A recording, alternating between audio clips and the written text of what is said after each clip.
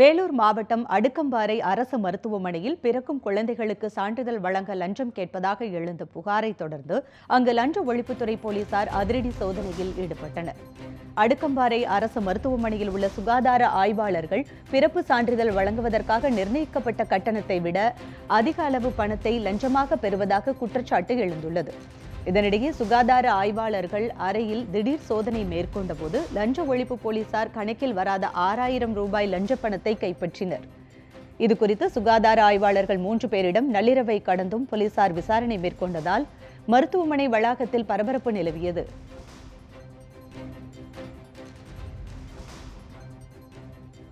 விருதுநகர் மாவட்டம் ஸ்ரீவில்லிபுத்தூர் அருகே மலைவாழ் மக்கள் வசிக்கும் பகுதியில் கட்டி முடிக்கப்பட்டு பல மாதங்களாகியும் திறக்கப்படாமல் உள்ள நியாய விலைக் கடையை விரைவில் திறக்க நடவடிக்கை எடுக்க வேண்டும் என மலைவாழ் மக்கள் கோரிக்கை விடுத்துள்ளனர்.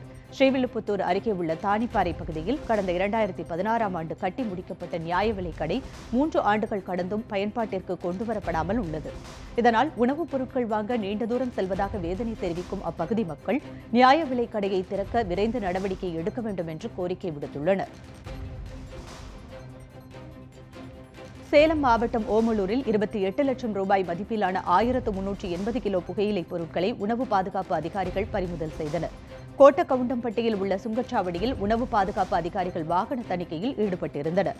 அப்போது பெங்களூரில் இருந்து கோவைக்கு சென்ற லாரியை நிறுத்தி சோதனையிட்டதில் காய்கறிகளுடன் குட்கா, பான் மசாலா மறைத்து வைத்து கடத்தப்படுவது தெரியவந்தது.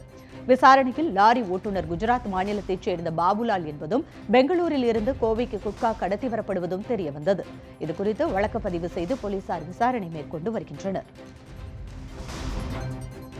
கிருஷ்ணகிரியில் ஆசிரியர் வீட்டின் பூட்டை உடைத்து 25 சவரன் நகை மற்றும் 1.5 லட்சம் ரூபாயை மர்ம நபர்கள் கொள்ளையடித்து சென்றுவிட்டனர்.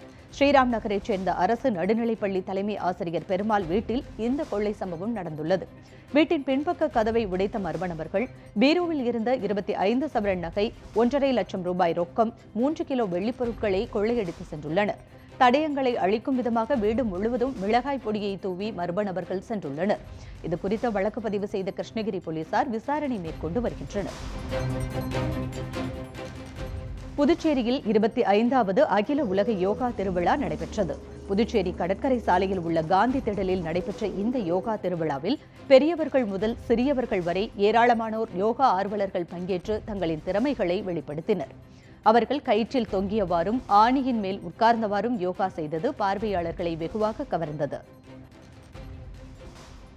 ஆஞ்சநேயர் ஜெயந்தியை முன்னிட்டு நாமக்கல்லில் உள்ள அருள்மிகு ஆஞ்சநேயர் திருக்கோவிலில் சிறப்பு பூஜைகள் நடைபெற்றன. ஆண்டுதோறும் மார்கழி மாதத்தில் மூல நட்சத்திரத்துடன் கூடிய அமாவாசை தினத்தில் ஆஞ்சநேயர் ஜெயந்தி விழா நடைபெறுவது வழக்கம். இன்று ஆஞ்சநேயர் ஜெயந்தியை முன்னிட்டு அதிகாலை 5 மணிக்கு கோவில் நடை திறக்கப்பட்டு ஆஞ்சநேயருக்கு 1,08 வடைகள் கொண்ட மாலை அணிவிக்கப்பட்டது. தமிழகம் முழுவதும் இருந்து வந்த திரளான பக்தர்கள் அதிகாலை முதலே நீண்ட வரிசையில் நின்று ஆஞ்சநேயரை வழிபட்டு சென்றனர். கரூர் மாவட்டத்தில் கடும் பனிப்பொழிவு காரணமாக வெற்றிலை வியாபாரம் கடுமையாக பாதிக்கப்பட்டுள்ளதால் விவசாயிகள் வேதனை தெரிவித்துள்ளனர். கரூர் மாவட்டம் கிருஷ்ணராயபுரம், பிச்சம்பட்டி, மேட்டு மகாதானபுரம், லாலப்பட்டி உள்ளிட்ட பகுதிகளில் சுமார் 300 ஏக்கருக்கும் மேலாக வெற்றிலை சாகுபடி செய்யப்பட்டுள்ளது. இந்நிலையில் கடும் பனிப்பொழிவின் காரணமாக வெற்றிலை கொடிகள் பூஞ்சான் நோயால் பாதிக்கப்பட்டு வெற்றிலை கருகும் நிலை ஏற்பட்டுள்ளது. இதனால் வெற்றிலை கடும் வீழ்ச்சியை சந்தித்துள்ளது. எனவே நோயை கட்டுப்படுத்த தமிழக அரசு உரிய நடவடிக்கை எடுக்க வேண்டும் என விவசாயிகள் கோரிக்கை விடுத்துள்ளனர். சென்னை தண்டையார்பேட்டையில் மாநகர பேருந்தில் படிக்கட்டில் பயணம் செய்த பள்ளி மாணவனின் 3 விரல்கள் துண்டிக்கப்பட்டது. சென்னை உயர்நீதிமன்றத்தில் இருந்து தண்டையார்பேட்டை நோக்கி சென்ற பேருந்தில் பயணம் செய்த பள்ளி மாணவர் தனுஷ் பேருந்து படிக்கட்டில் தொங்கியபடி சென்றுள்ளார். அப்போது வேகத்தடையில் பேருந்து ஏறி இறங்கும் போது எதிர்பாராத விதமாக அவரது வலது கால் படிக்கட்டில் இருந்த பகுதியில் சிக்கிக் கொண்டதால் அலறியுள்ளார். இதையடுத்து பேருந்தை உடனே நிறுத்திய ஓட்டுநர் மாணவனை மீட்டு அரசு மருத்துவமனையில் அனுமதித்தனர். பேருந்தில் கால் சிக்கியதில் 3 விரல்கள் துண்டானது. திருச்சி சமயபுரம் மாரியம்மன் கோயில் யானை மசினி உடல்நலக்குறைவால் பாதிக்கப்பட்ட நிலையில் 3 ஆண்டுகளுக்கு பின்னர் முதுமலைக்கு கொண்டு செல்லப்பட்டது. முதுமலை புலிகள் காப்பகத்தில் வளர்க்கப்பட்ட மசினி யானை கடந்த 2015ஆம் ஆண்டு திருச்சி சமயபுரம் கோயிலுக்கு அனுப்பி வைக்கப்பட்டது.